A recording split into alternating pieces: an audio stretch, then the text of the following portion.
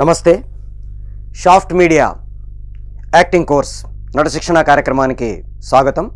నేను మీ చిలుకమరి నటరాజ్. ఈ మాడ్యూల్లో మనము నటుడికి ఉండాల్సిన లక్షణాల గురించి మనం ఈరోజు మాట్లాడుకుంటాం. సాధారణంగా నటుడికి రెండు రకాలు చూస్తాం. ఒకటి నటుడిగా లక్షణాలు, రెండు వ్యక్తిగా లక్షణాలు. నటుడిగా లక్షణాలు అంటే క్యారెక్టర్ గురించి తెలుసుకోవడం, ఇట్లాంటివన్నీ మనం ఇంకొక మాడ్యూల్లో డిస్కస్ చేసుకుంటాం. ఒక వ్యక్తిగా అంటే నటుడు కావలసిన వాడికి ఉండాల్సిన లక్షణాల గురించి ఇప్పుడు మాట్లాడుకుంటాం. సాధారణంగా నటననే కాదు, షాఫ్ట్ కోర్స్లో మనం షాఫ్ట్ మీడియా ఛానల్లో మనం ఏ కోర్స్ నేర్చుకున్నా దాంట్లో పర్సనాలిటీ డెవలప్మెంట్ అనేది ఇంక్లూడ్ అయ్యి ఉంటుంది. మీరు యాక్టింగ్ కోర్స్ నేర్చుకున్నా, డైరెక్షన్ కోర్స్ నేర్చుకున్నా, సినిమాటోగ్రఫీ నేర్చుకున్నా, ఎడిటింగ్ నేర్చుకున్నా, వి ఇంక్లూడ్ పర్సనాలిటీ డెవలప్మెంట్. ఒక వ్యక్తిగా మనం, రెండవది ఆ పర్టికులర్ రంగంలో ఒక సాధకుడిగా, అంటే నటుడు కావచ్చు, దర్శకుడు కావచ్చు, రచయిత కావచ్చు, ఇంకోటి కావచ్చు, అదిగా మనం ముందు అసలు ఫస్ట్ వ్యక్తిగా మనల్ని మనం రెడీ చేసుకుంటే ఆ రంగంలో రెడీ చేసుకోవడానికి ముందు మనం రెడీగా ఉంటాం. అంటే ఇప్పుడు ఒక కుమ్మరి కుండ చేయడం కంటే ముందు మట్టిని తయారు చేసుకుంటాడు. కుండ తయారు చేయడానికి 2 నిమిషాలు తీసుకుంటాడు, మట్టి తయారు చేసుకోవడానికి 2 గంటలు తీసుకుంటాడు. అట్లాగే వ్యక్తిగా మనల్ని మనం ప్రిపేర్ చేసుకోవడానికి ఎక్కువ కష్టపడాలి. ఆ తర్వాత మనం ఏదైతే రంగంలో పనిచేయాలనుకుంటున్నామో దానికి ఎక్కువ కష్టపడక్కర్లా, పునాది వేసినట్టు అయిపోతుంది. దాని మీద మనం వర్క్ చేయగలుగుతాం. అందుకని ముందు వ్యక్తిగా ఒక నటుడిగా మనం మారాలనుకున్నప్పుడు మన దగ్గర ఉండాల్సిన లక్షణాల గురించి ఇప్పుడు మనం మాట్లాడుకోబోతున్నాం. ఇవి 4 Ds అంటాము, 4 Dలు. మొట్టమొదటి డి డివోషన్, రెండవది డెడికేషన్, మూడవది డిసిప్లిన్, నాలుగవది డిటర్మినేషన్. సో ఫస్ట్ ఒక నటుడిగా మనకు కావాల్సిన ఈ 4 Dల గురించి ఇప్పుడు మనం మాట్లాడుకుంటాం. ఫస్ట్ది డెడికేషన్. డెడికేషన్ అంటే ఒక పని చేయాలి అని డిసైడ్ చేసుకున్న తర్వాత దాని మీదే కంటిన్యూగా వర్క్ చేయాల్సినంత మన శ్రద్ధ, ఆ పని పట్ల మనకి ఇష్టం, ఇవి లేకపోతే మనం ఆ పనిని కంప్లీట్గా చేయలేం. మనకి పూర్వకాలంలో మన ఫిలాసఫర్స్ చెప్పేవాళ్ళు అనమాట. అంటే పద్యాలు కూడా ఉన్నాయి మనకి. ఆరంభించరు నీచ మానవులు మార్గాయాస సంసిద్ధులయ్యని మనకి పద్యాలు చెప్తారు. అంటే మనుషుల్ని 3 రకాలుగా వాళ్ళు డివైడ్ చేశారు. పనిలో వచ్చే కష్టాలని తలుచుకొని పనిని స్టార్ట్ చేయకుండా వదిలేసేవాళ్ళు, పనిలో వచ్చే కష్టాలని భరించలేక మధ్యలో వదిలేసేవాళ్ళు, పనిలో వచ్చే కష్టాలని అధిగమించి సక్సెస్ అయ్యేవాళ్ళు. ఈ 3 రకాల మనుషుల గురించి మనకి మన పెద్దలు చెప్పారు. సో ఈ డెడికేషన్ ఉంటే మనము ఉత్తములుగా మారుతాము. అంటే పనిని స్టార్ట్ చేయడమే కాకుండా అందులో ఉండే కష్టాలని ఎదుర్కోవడమే కాకుండా దాన్ని సాధించగలిగిన వాళ్ళం అవుతాము. అందుకని ఎప్పుడు కూడా ఒక నటుడికి అద్భుతమైన డెడికేషన్ ఉండాలి. రెండవది డిసిప్లిన్ అంటాం, అంటే క్రమశిక్షణ. ఒక పని చేయడానికి సాధారణంగా నేను డైరెక్షన్ క్లాసెస్ కానీ ఈ క్లాసెస్ కానీ చెప్పేటప్పుడు టాలెంట్ ఉన్న, అద్భుతమైన నాలెడ్జ్ ఉన్న వాళ్ళలో ఆ డిసిప్లిన్ లేదనుకోండి, వాళ్ళు జీవితంలో రాణించరు. మన సినిమా ఇండస్ట్రీలో చాలామందిని చూస్తూ ఉంటాం, అద్భుతమైన టాలెంట్ ఉండి బికాస్ ఆఫ్ ది ఇండిసిప్లిన్, ఆ క్రమశిక్షణ లేని కారణంగా జీవితంలో అట్టడుగు స్థాయికి చేరిన వాళ్ళని మనం చూస్తుంటాం. మనకి the best examples Nandamuri Taraka Ramarao గారు, పక్కనే ఉన్న హర్నాథ్ గారు. హర్నాథ్ గారిని చూస్తే మీరు అద్భుతమైన అందగాడు, రాముడు, కృష్ణుడు ఇట్లాంటి వేషాల్లో ఎన్టీ రామారావు గారి కంటే కూడా చూడ్డానికి అందంగా ఉండే వ్యక్తి. మీకు భక్త ప్రహ్లాద్ లాంటి సినిమాలో విష్ణుమూర్తిగా చాలా అందంగా కూడా కనబడ్డాడు, అద్భుతంగా కూడా పర్ఫార్మెన్స్ చేశాడు. అలాంటి హర్నాథ్ గారు పక్కనే ఎన్టీఆర్ గారు. ఒక క్రమశిక్షణ, అంకిత భావం ఉంటే ఎంత పైకి చేరగలమో ఎన్టీఆర్ గారు మనకి ప్రూవ్ చేశారు.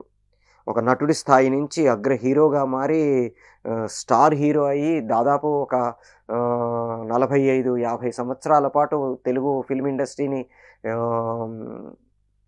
తన నటనతో మైమరపింపజేసి రాముడిగా, కృష్ణుడిగా, రావణాసురుడిగా ఇట్లా రకరకాల పాత్రల్ని ఆయన మన ముందు ఆవిష్కరించి అద్భుతమైన ప్రజాదరణ పొందడమే కాకుండా ఈ ప్రజాదరణ సహాయంతో ముఖ్యమంత్రిగా ఒక రాష్ట్రాన్ని పరిపాలించగలిగిన స్థాయికి ఆయన మారారు అంటే ఆయనలో ఉండే ఆ డిసిప్లిన్ మనకి కారణమైంది.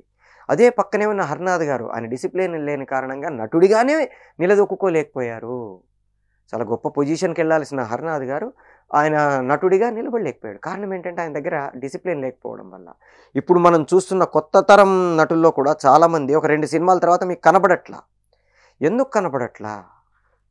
బికాస్ వాళ్ళలో ఉండే ఇండిసిప్లిన్. వాళ్ళు డిసిప్లిన్‌గా లేకపోవడం వల్ల వాళ్ళని వాళ్ళు హ్మ్, ఆ క్రమశిక్షణతో ఉంచుకోకపోవడం వల్ల మనకి వాళ్ళ జీవితంలో కంటిన్యూ కాలేకపోతున్నారు.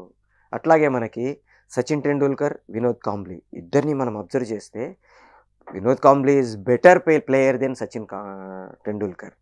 ఇద్దరి ఫుట్‌వర్క్ చూసినా, లేకపోతే స్ట్రోక్ చూసినా, లేకపోతే హుక్కింగ్ చూసినా, లేకపోతే running in between the wickets చూసినా, ఏది చూసినా వినోద్ కాంబ్లీ గారు సచిన్ టెండూల్కర్ గారి కంటే డెఫినెట్‌గా ఆహ్, మంచి ప్లేయర్. కానీ కండిషన్స్ అప్లై. వినోద్ కాంబ్లీ గారు 2 ఏళ్ల కంటే ఎక్కువ టీమ్‌లో లేరు.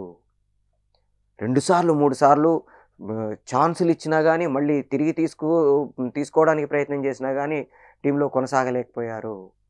కానీ సచిన్ టెండూల్కర్ 23 సంవత్సరాల పాటు దేశాన్ని రిప్రజెంట్ చేసేంత ఆహ్, లైఫ్‌ని కంటిన్యూ చేశాడంటే కారణం జస్ట్ అతని డిసిప్లిన్. మనకి చాలామంది అంటుంటారు, టీమందరూ ఆహ్, చేతులెత్తేసినా గానీ, ఒక్కడు నిలబడి గెలిపించిన సందర్భాలు చాలా ఉన్నాయి. చాలామంది సచిన్ టెండూల్కర్ సెంచరీ చేస్తే ఇండియా ఓడిపోతుందండి అని ఒక ఫీలింగ్‌లో ఉంటారు. మనం ఆయన గణాంకాలను అబ్జర్వ్ చేస్తే సచిన్ టెండూల్కర్ గారి గణాంకాల్ని, ఆయన చేసిన 100 సెంచరీలలో 64 సెంచరీలు ఇండియా గెలిచింది. అంటే 64% సక్సెస్ ఉంది. అందులో మిగతా వాట్లల్లో కొన్ని డ్రా అయ్యాయి, కొన్ని ఓడిపోయాయి. 14, 15 సెంచరీలు చేసిన చోట ఓడిపోయింది అంతే. కానీ తెలియకుండా ఏంటంటే, ఆ రోజు సెంచరీ చేశాడు కదా! ఓడిపోయింది. అందుకని సచిన్ టెండూల్కర్ సెంచరీ చేస్తే ఓడిపోతుందని పాపం ఆయన కూడా కొన్నిసార్లు 90 దగ్గరికెళ్ళి నేను సెంచరీ చేస్తే ఇండియా ఓడిపోతుందేమో, ప్రేక్షకుల సెంటిమెంట్ ఇదేమో అని పాపం అక్కడ ఆహ్, కావాలని ఔట్ అయిన సందర్భాలు కూడా ఉన్నాయి దేశం కోసం. అంత డిసిప్లిన్ ఉండే వ్యక్తి కాబట్టే 23 సంవత్సరాల పాటు భారతదేశాన్ని రిప్రజెంట్ చేయగలిగారు. అతి చిన్న వయసులో భారతరత్న బిరుదు పొందగలిగాడు. ఆ డిసిప్లిన్ మనం అలవరుచుకుంటే అద్భుతమైన నటులుగా మనం నిలదొక్కుకోగలం. ఇప్పుడు మీరు అబ్జర్వ్ చేస్తే ఇండస్ట్రీలో ఒక అమితాబ్ బచ్చన్ గారు గానీ, ఒక ఎన్టీ రామారావు గారు గానీ, ఒక చిరంజీవి గారు గానీ, ఒక నాగార్జున గారు గానీ, వీళ్ళందరినీ మీరు అబ్జర్వ్ చేస్తే వాళ్ళ డిసిప్లిన్ వాళ్ళని కంటిన్యూగా ఇండస్ట్రీలో కొనసాగేందుకు కారణమవుతుంది. డిసిప్లిన్ లేని కారణంగా 2 సినిమాలు, 3 సినిమాలు చేసి టాలెంట్ ఉండొచ్చు. కానీ డిసిప్లిన్ లేని కారణంగా పక్కకెళ్ళిపోయిన ఆహ్, నటుల్ని మనం చాలామందిని చూస్తాము. కాబట్టి నటుడిగా మనకి ఆ డిసిప్లిన్‌ని పెంచుకోవడం అవసరము. నెక్స్ట్ డివోషన్ అంటాము. అంటే భక్తి భావము. మనం ఏ పనైతే చేస్తున్నామో ఆ పని పట్ల మనకి ఇష్టము, తర్వాత భక్తి భావము లేకుండా చేస్తే అది కరెక్ట్ కాదు. చ్ చేసే పని కూడా శ్రద్ధగా చెయ్యం. మనకి 2 పదాలు వాడుతుంటాం. 2 పదాల యొక్క మీనింగ్ సమానంగా అనిపిస్తుంది. శ్రాద్ధము, తద్దినము అని పదాలు వాడతాం. తద్దినము అంటే ఆ రోజు పెట్టేది. అంటే మన పితృదేవతలు చనిపోయిన రోజున మనము వాళ్ళకు పెట్టే కార్యక్రమం ఏదైతే ఉందో దాన్ని తత్ దినము, ఆ రోజు అనర్థం. దాన్నే శ్రాద్ధము అని కూడా అంటాం. అంటే శ్రద్ధగా పెట్టేది అని అర్థం. మనం చేసే పని మీద మనకు ఇష్టముండి, మనం దాని మీద గౌరవభావంతో, ఒక డివోషన్‌తో చేస్తే శ్రాద్ధంలాగా ఉంటుంది. లేకపోతే తద్దినం పెట్టినట్టుందిరా అంటారు. అంటే నడిపేసిన సరే కాని తోసేయ్, ఏదో ఒకటి కానీరా అన్నట్టుంటుంది. ఒక క్యారెక్టర్ చేసేటప్పుడు మీరు అబ్జర్వ్ చేయండి ఒక నటుడిని. ఆ నటుడు చేసే దాంట్లో అతని అంకిత భావం కనబడితే ఆ పాత్ర కూడా అద్భుతంగా మౌల్డ్ చేయబడుతుంది, మలచబడుతుంది. ఏదో చేసేసాడు వెళ్ళిపోయాడు. మీకు ఇండస్ట్రీలో ఒక 400, 500 సినిమాలు చేసిన ఆర్టిస్టులున్నారు. క్యారెక్టర్స్ ఏముంటాయి?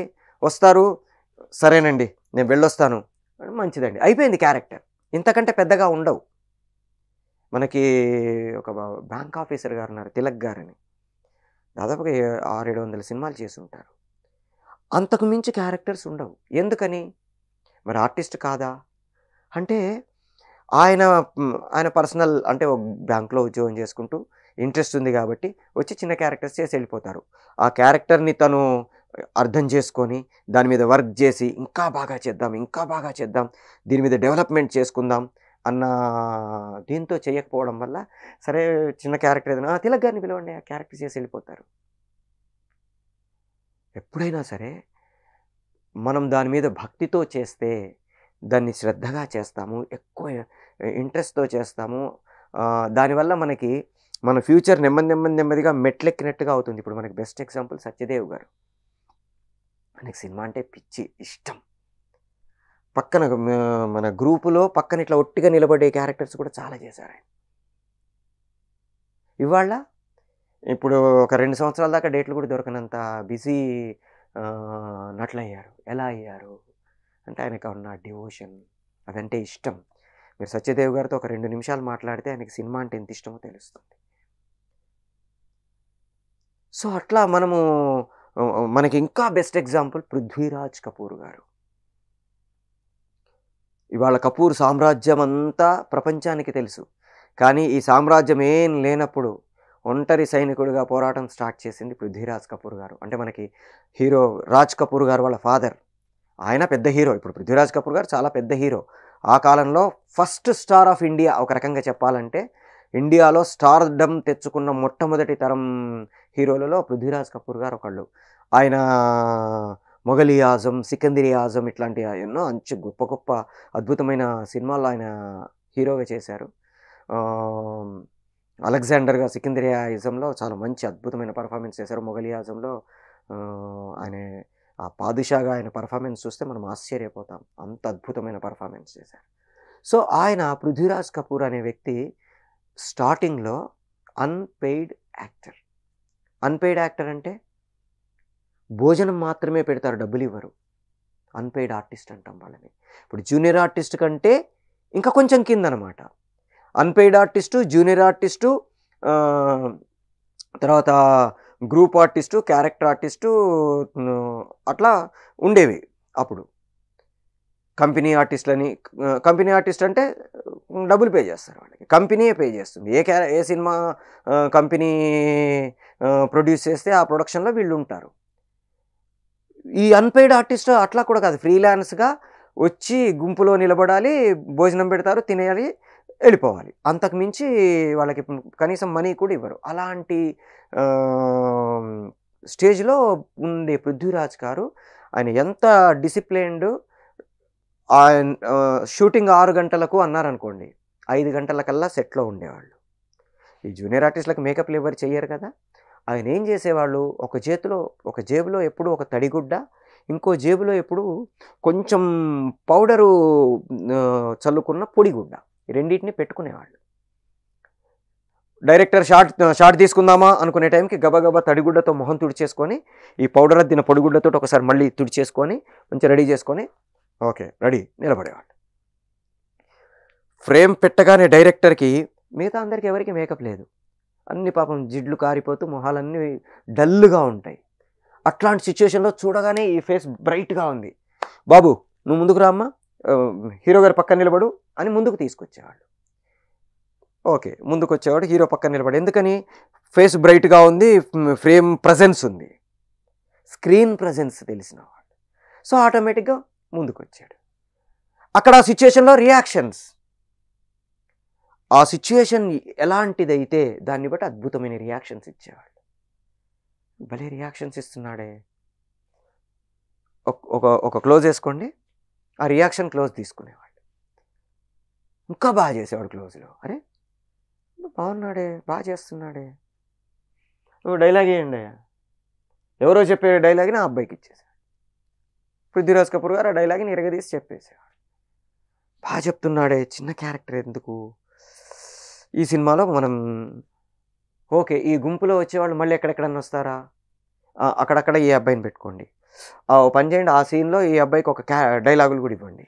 ఇలా నెమ్మదిగా చిన్న క్యారెక్టర్స్ నుంచి సపోర్టింగ్ క్యారెక్టర్ నుంచి ఆల్మోస్ట్ లీడ్ క్యారెక్టర్స్, ఆ తర్వాత హీరో. ఇలా టపా టపా టపా టపా ఎదిగి ఆ కాలంలో భారతీయ సినిమా సామ్రాజ్యాన్ని రాజులాగా ఏలిన అతి కొద్ది మందిలో పృథ్వీరాజ్ కపూర్ ఒకడు, because of his devotion and discipline. Last determination అంట, అంటే పట్టుదల లేకుండా పని చేస్తే మనం సాధించలేము. ఇంతకుముందే నేను ఒక ఎగ్జాంపుల్ చెప్పాను, సచిన్ టెండూల్కర్ గారు అతి చిన్న వయసులో భయంకరమైన వెస్టిండీసు, పాకిస్తాను ఇట్లాంటి బౌలర్స్ అందరినీ 16-17 ఏళ్ల వయసులో ఎదుర్కొన్నాడు. జనరల్గా 18-19 రాంది నేషనల్ టీంకి సెలెక్ట్ కావడం చాలా కష్టం. అట్లాంటిది ప్రపంచంలో నేషనల్ టీమ్స్కి సెలెక్ట్ అయిన అతి తక్కువ మందిలో మన పాకిస్తాన్కి సంబంధించిన ఒక కుర్రాడు ఉంటాడు, సచిన్ టెండూల్కర్. ఇట్లాంటి వాళ్ళు చాలా చిన్న వయసులోనే వాళ్ళ కెరీర్ని ఇంటర్నేషనల్ లెవెల్లో స్టార్ట్ చేసిన వాళ్ళు. ఆ టైంలో బౌలింగ్ చేస్తే మొహానికి తగిలి బ్లడ్ కారుతుంది, పడిపోయాడు. అందరూ ఇంకా స్ట్రెచర్ మీద తీసుకొని బయలుదేరదాము, పక్కకి తీసుకెళ్ళిపోదాం అనుకున్న పొజిషన్. బట్ అక్కడ ఇండియా ఓడిపోయే పరిస్థితుల్లో ఉంది. తీసుకొని వెళ్ళిపోతుంటే నేను ఆడుతాను, ఆ ఒక్క మాట వెనక్కి తీసుకొచ్చింది సచిన్ టెండూల్కర్ గారిని. మొత్తం భారతదేశంలో కొన్ని కోట్ల మంది, భారతదేశం ఏంటి ప్రపంచంలోనే కొన్ని కోట్ల మంది అభిమానులు ఏర్పడడానికి కారణమైన ఆ పట్టుదల. దెబ్బ తగిలింది కదా, అమ్మో నేను ఆడలేను అని వెనక్కి వెళ్ళిపోయి ఉంటే సచిన్ టెండూల్కర్ గారి వాళ్ళు ఎక్కడుండేవాడు? ఆయన గురించి మనం మాట్లాడుకునేవాళ్ళమా? సో పట్టుదల. ఇండస్ట్రీలో కష్టాలు వస్తాయని తెలిసే మనం ఈ మార్గంలోకి వచ్చాము. రాష్ట్రీయ స్వయం సేవక సంఘ్లో ప్రార్థనలో ఒక పదం ఉంటుంది, ఇది కంటకీకారణ మార్గము, ముళ్ళతో కూడిన మార్గము, కానీ ఇది నేను స్వయంగా స్వీకరించాను, దీన్ని ధైర్యంగా ఎదుర్కొనే ధైర్యాన్ని నాకు ఇవ్వమ్మా అని భారతమాతను ప్రార్థిస్తున్నా. ఈ ముళ్ళ మార్గమని నాకు తెలిసినా నేను దీన్ని స్వీకరించానమ్మా, ఈ మార్గాన్ని నేను ధైర్యంగా పూర్తి చేసేందుకు నాకు ధైర్యాన్ని ఇవ్వు అని భరతమాతను ప్రార్థిస్తుంటారు స్వయం సేవక ఆర్ఎస్ఎస్లో ప్రార్థనలో. నాకు అది చాలా అద్భుతమైన ఇన్స్పిరేషన్, మోటివేషన్ ఇచ్చే ఆలోచన. అట్లాగే సినిమా బయట చెప్తూనే ఉంటారు సినిమా కష్టాలని. అన్ని కష్టాలు మనకే వస్తాయి, అవకాశాలు దొరకవు. దొరికినప్పుడు పక్కన రాజకీయాలు ఉంటాయి. ఆ రాజకీయాల్ని మనం ఓవర్కమ్ చేసుకొని పర్ఫార్మెన్స్ చేయడానికి వెళ్తే కొన్నిసార్లు ఎడిటింగ్లో ఎగిరిపోతూ ఉంటాయి, చాలా జరుగుతూ ఉంటాయి. ఇవన్నిటిని దాటుకొని ముందుకెళ్ళిన వాడే లాంగ్ రన్లో నిలబడతారు. ఒక్కరోజులోనే నేను రాజు అయిపోతాను అనుకుంటే కాలేము. కష్టాలని స్వీకరించాలి, వాటిని ఎదుర్కోవాలి, వాటిని అధిగమించాలి. వాటిని ఓవర్కమ్ చేసినప్పుడే మనం సక్సెస్ అవుతాము. ప్రాబ్లమ్స్ వచ్చాయి కదా అని భయపడి పారిపోతూనే ఉంటాం. ఎంత దూరం పారిపోతాం? మనం ఎంచుకున్న లక్ష్యం ఏంటి? ఒక గొప్ప నటుడు కావాలనేది మీ లక్ష్యం. ఆ లక్ష్యాన్ని సాధించాలంటే చిన్న చిన్న వాటికి భయపడకూడదు. ఎదురుగా మన ముందు కొండ ఉంది, కొండను ఢీకొట్టడానికి రెడీ అయ్యాము. మధ్యలో చిన్న చిన్న బండలు వచ్చాయండి, దాన్ని దాటాలంటే కష్టం. చిన్న వాగు వచ్చిందండి, దాంట్లోని దూకాలంటే కష్టం అంటే కాదు. సో మనం వీటన్నిటిని దాటడానికి అవసరమైన కఠోరమైన పట్టుదలని మనం డెవలప్ చేసుకోవాలి.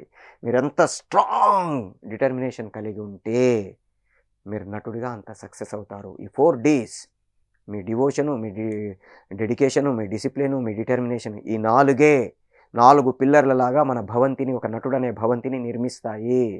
ఒక బిల్డింగ్ మీరు కట్టుకోవాలంటే పునాది ఎంత ఇంపార్టెంటో, ఇట్లా ఈ 4 డిటర్మినేషను, డివోషను, డెడికేషను, డిసిప్లిను, ఈ 4 పిల్లర్స్ మీద మీ భవంతి కట్టుకుంటే అద్భుతమైన కుతుబ్ మినారో లేకపోతే ఇంకొక ఎంపైర్ స్టేట్ బిల్డింగ్ లాగో స్ట్రాంగ్గా ఉండి మనల్ని ప్రపంచానికి పరిచయం చేస్తుంది. దానిపైన ఒక జెండా ఎగిరినట్టుగా మన కెరీర్ ఆ ప్రపంచానికి కనబడుతుంది ఈ 4 పిల్లర్స్ పైన. లేకుండా వద్దులే ఇవాళ చేసాం రేపు చూసుకుందాంలే అనుకున్నారనుకోండి, టాటా బై బై, ఇంటికి వెళ్ళిపోతాము. ఇంటికి వెళ్ళిపోదాం అనుకుంటున్నారా, ఇండస్ట్రీలోనే కొనసాగాలనుకుంటున్నారా, డిసైడ్ చేసుకోవాల్సింది మీరే. సో ఈ 4 లక్షణాలని మీరు డెవలప్ చేసుకోవడానికి ట్రై చేయండి. ఆల్రెడీ మీలో ఉన్నాయనుకోండి, సూపర్. ఇంకా పెంచుకోవడానికి ట్రై చేయండి. మనలో ఉండే చెడు లక్షణాలని తీసేయాలి, మంచి లక్షణాలని పెంచుకోవాలి. సో, ఈ 4 లక్షణాలు మీలో ఉంటే సూపర్. ఇంకా పెంచుకోవడానికి ట్రై చేయండి. ఇండస్ట్రీలో ముందడుగు వేయండి. ఈ కోర్సులో మిగతా మాడ్యూల్స్‌ని నేర్చుకోండి. మిగతా కోర్సులు కూడా నేర్చుకోవడానికి మీరు ఇక్కడ కింద డిస్క్రిప్షన్ బాక్స్‌లో మీకు షాఫ్ట్‌కి సంబంధించిన ఇన్ఫర్మేషన్ ఇవ్వడం జరిగింది. ఇక్కడ different acting, direction, cinematography, editing, dubbing, radio jockeying, news reading ఇట్లా డిఫరెంట్ కోర్సెస్ మనకి ఈ షాఫ్ట్ మీడియాలో అవైలబుల్‌గా ఉన్నాయి. మీకు ఈ నచ్చిన ఫీల్డ్‌లోకి వెళ్ళడానికి ముందడుగు వేయండి.